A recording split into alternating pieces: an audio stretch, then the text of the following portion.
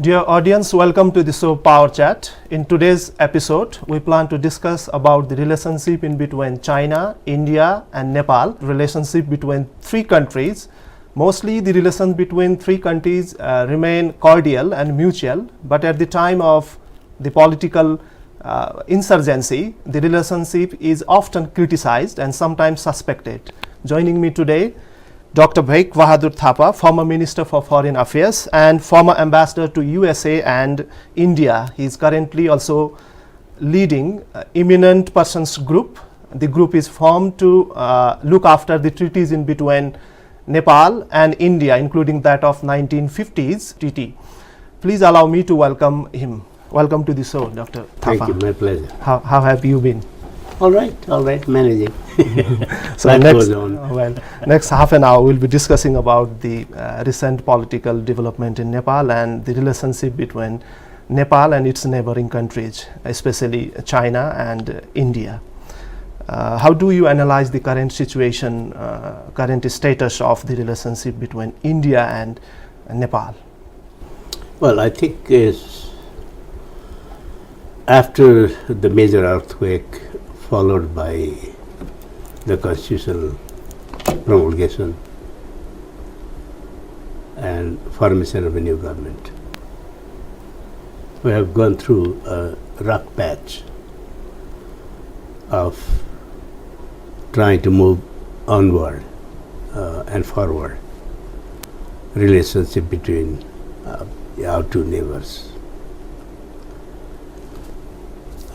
The natural disaster followed by blockade didn't help any, but the Nepalese faced the situation as squarely as possible with a degree of patience and with a positive attitude.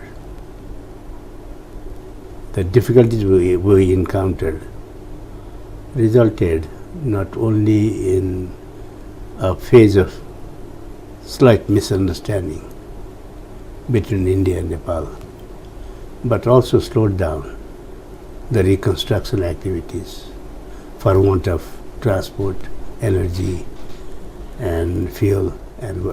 So you mean the unofficial and undeclared blockade from the Indian side escalated problem between two countries? I don't want to use the word blockade because those who did it said it was not designed and it was not planned. But the people bore the brunt of the burden. So I'm taking all these into account and saying that, I think fortunately now we stand at a situation where things are becoming normal. Dialogue is being resumed. You talked about Eminent Persons Group. We have met and charted out a map for our future dialogue. Would you shed light on the Eminent Persons Groups and its mandate? Especially, it was formed to look after the treaties in between Nepal and India. Well, what is the progress? This goes back to about 2 years ago.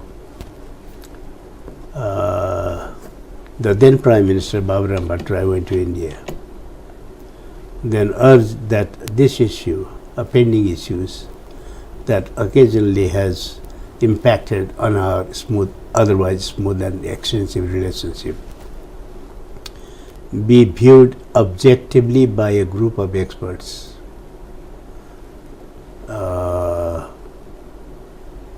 in order to see how it could be recast or remodeled or redefined or reviewed and brought in line with today's reality. That dialogue was at the prime ministerial level. Then there was a change in government. Sushil Koirala became the prime minister.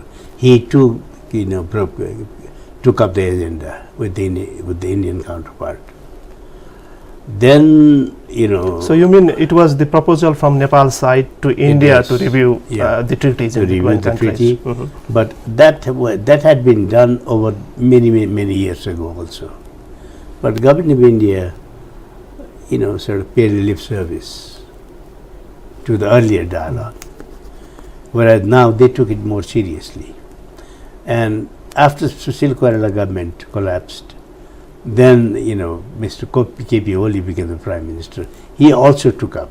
So in a sense, this agenda was taken up by the Maoist Prime Minister, the Congress Prime Minister, and the UML Prime Minister. Now So there another is- Prime Minister will So undoubtedly take it. now it's too early. We're in transition. But what I'm trying to say is, three major parties in Parliament, along with the fourth major party in Parliament, holding a foreign affairs portfolio, carried the ball continuously over a period, conveying a sense that Nepal looks upon this issue seriously and wants a change to bring in line with today's reality. In the last 70 years since we signed the agreement, 1950 treaty and all that, much has changed. The world has changed. There are international conventions, in which Nepal and Party India to. both are signatories. From there on, I think the changes in Nepal and also in India, and also the existence of SARC at the regional level.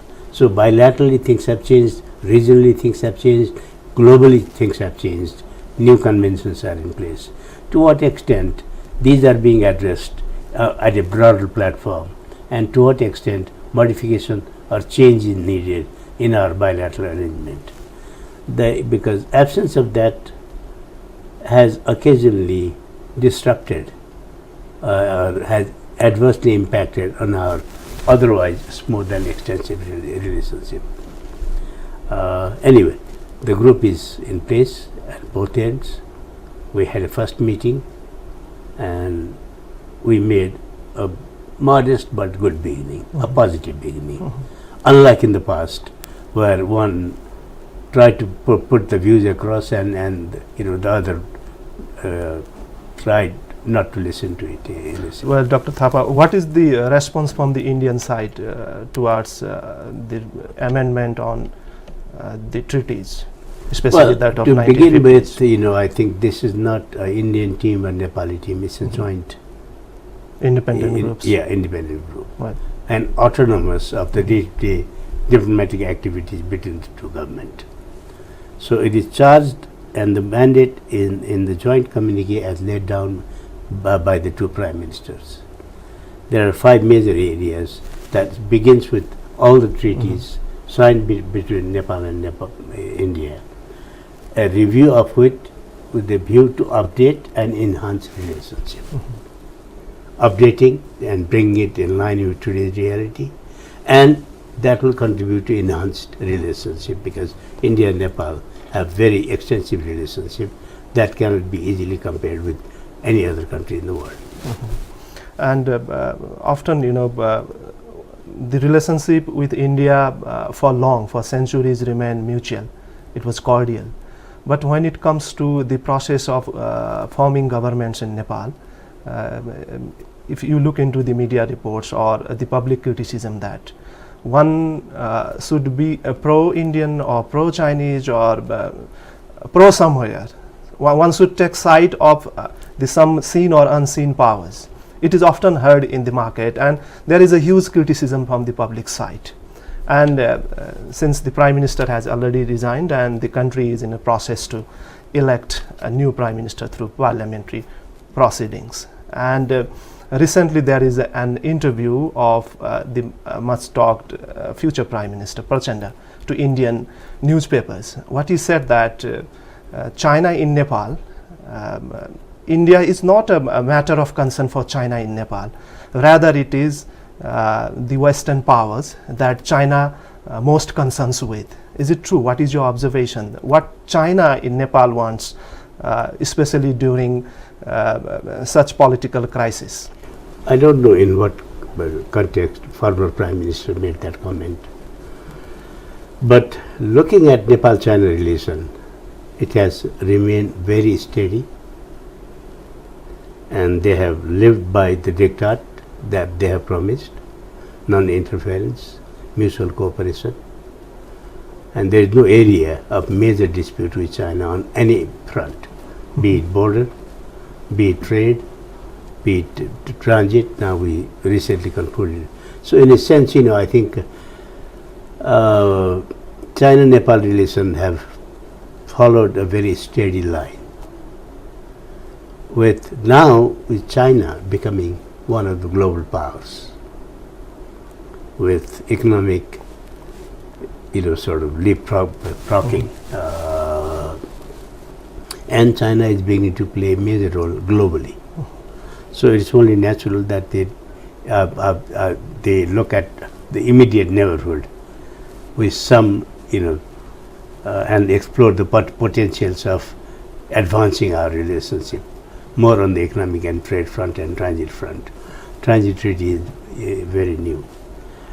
So I would not compare our relationship with one country and sort of compare it with other countries or other blocs. I think the most essential part is the bilateral. How others view it is their business, not our business. But we want smooth, harmonious, and mutually advantageous relationship with China, and that has been the hallmark of relations with China. Well, Dr. Thapa, you highlighted on the relationship between two countries, especially Nepal and India. Also talked about China. Maybe it is a diplomatic issue not to discuss or not to highlight. India or China, they have never said they are going against the national integrity of Nepal. They never say in the words, but from the public side, there is a criticism always that they do have interest in Nepal's internal matters. And also there is a criticism that when Nepal signs deal with China, the issue always becomes a headache for India. Is it true, or why so happens? Well, I think, in diplomacy, sort of everybody is watching everybody else. But the primary objective is to safeguard national security and national interest. That holds true of Nepal, that holds true of India, that holds true of China and the rest of the world. Judging from that angle, Nepal's conduct of foreign policy ever since the end of Rana rule, when Nepal opened up, and reached out to the rest of the world and tried to find a niche for itself as a sovereign, independent, and strong nation. That is what has guided, regardless of our politics. Mm-hmm. If our politics had been more positive or less conflict oriented, maybe things would have been, would have gone farther. But that is, we are where we are. But the relationship between Nepal and our immediate neighbors is not India or China. It's India and China, mm-hmm. and Nepal. So I think we should not make, not only in terms of diplomatic exercise, but even as citizens, I don't think we should look upon this as a zero-sum game, mm-hmm. where if China does something that is at the cost of another country, or if India does something that's at the cost of China.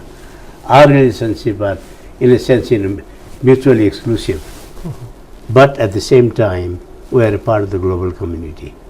There are certain yardsticks and norms established over time, either through the United Nations or through other regional blocs or other, international agencies and conventions. We are all part of it. We are bound by it, and we have to abide by it. From that point of view, we are interlinked, but at the same time, we are guided strictly by our national interest. Well, you also served to the United States of America as an ambassador, and sometimes there is criticism about the Western interest in Nepal as well. What is your observation? And there are sometimes press statements issued by the European Union, sometimes by the West, and sometimes by North, and sometimes by the South. And if you see the statements, they say that they want peace, stability, and participatory democracy. What does that mean in the real sense? Do you sense there somehow the interference in the internal politics of Nepal? Well, I think almost all the countries say the same thing. We don't want to interfere. We want to help. We want a harmonious relationship. We respect our sovereignty. But as they say, there is, quite a few shifts between cup and the lip. The reality is not always what is being said, but what is being done. Judging from that point of view, internally, I think we have gone through a long process of struggle. For 70 years, we have been struggling for change. Every change has not provided a long and durable, stable governance. We have had too many constitutions. So in a sense, the framework of national conduct vis-a-vis global community. Is that due to the lack of visionary leadership in terms of looking into the international relationships or foreign affairs? No, I think when there is internal conflict and the house is divided and we look elsewhere, either for support or for understanding, then interference is not as imposed, sometimes is also being sought. We have been on the wanting side of that equation over the last many years. And I think first we need to look at ourselves, look at the mirror and find out who you are and what you believe in and what you can achieve. Take the public into confidence.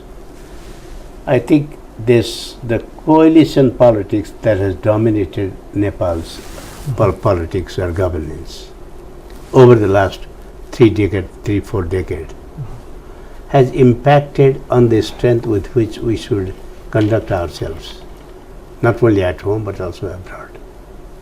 So this, and when they see the lacuna, you cannot blame others for wanting to push their own interest or their own support base. And that has happened. And it is for us to learn the lesson from our own mistake before accusing somebody else. Because there is no such thing as selfless interest. There is no such thing as totally objective, humanitarian approach alone in foreign policy. So every nation has its own interest. Superpowers during the Cold War, they have their struggle with each other resulted in the rest of the world having to bear the brunt, ideological or otherwise. That resulted in conflict and less than harmonious governance. So the problem we face in Nepal at the moment, is every time a new constitution comes, we claim it is superior, better than that of the rest of the world. But when it comes to implementing it, living by the diktat of the constitution, respecting the provision of the constitution, every group is for itself. So internal difficulties arising from fluid political structure hasn't helped Nepal place itself as a strong and forward-looking nation. So my plea is that we should look in and correct our behavior before accusing somebody else. But this is not to say that other countries are are selfless or without interest. Well, Dr. Thapa, at the beginning you said that now we are becoming global, and the relationship is about the global relationship with all countries equally. Correct. And if the media is vibrant, civil society is vibrant here. And also they sometimes quote that as an intelligence report. And Nepal always remains a battleground for India and China, especially in the debates. if not in the battle in the real sense. There is a long debate. Why so happens? For a long time, Nepal always remains a matter of debate in between two neighboring countries, China and India. I think this may be carrying it too far, because I don't think the relation between India and China are expanding, not decreasing or conflict prone as we think. There are issues of border and whatnot, but they are now one of the largest trading bloc in the world. But at the same time, I don't think, only yesterday the Chinese government spokesman talked about political change in Nepal and China's view of it. In a sense, saying that, look, no matter who comes and who goes. It was same in the past. Exactly. But on the other hand, some foreign newspapers hinted that one country is happier than the other because of the change. Now, it's not authoritative or government spokesperson saying it, but when the media brings it to the fore and you begin to look at it and see possible conflict of interest, but that is more manufactured than real. Right. Well, being a former foreign minister, how do you analyze the state capacity, including that of the leaders, in dealing with the international community, especially during the time of emergencies? We noticed our natural disaster last year. Also, we faced with though it was unofficial, India never agreed upon, the blockade as well. Do you think that there is problem within the capacity of the state mechanism, especially those of the leaders? This is not an easy question to answer, and I don't want to be accusative. But I think there is a lot to be desired in terms of correcting our own behavior. Foreign policy is a reflection of national security and national interest. If every political unit is guided by the crux of the national interest, the definition of which comes from constitution, laws, and in Nepal is Vidhigo Shasan, rule of law. This kind of conflict-prone situation would not have arisen. As ambassador in India and the United States, I have seen differences between leaders and between parties has somewhat obscured our view of the situation. In that situation, for anyone else to prevail over us is easy. It's not natural, it's not ethical, but it's easy.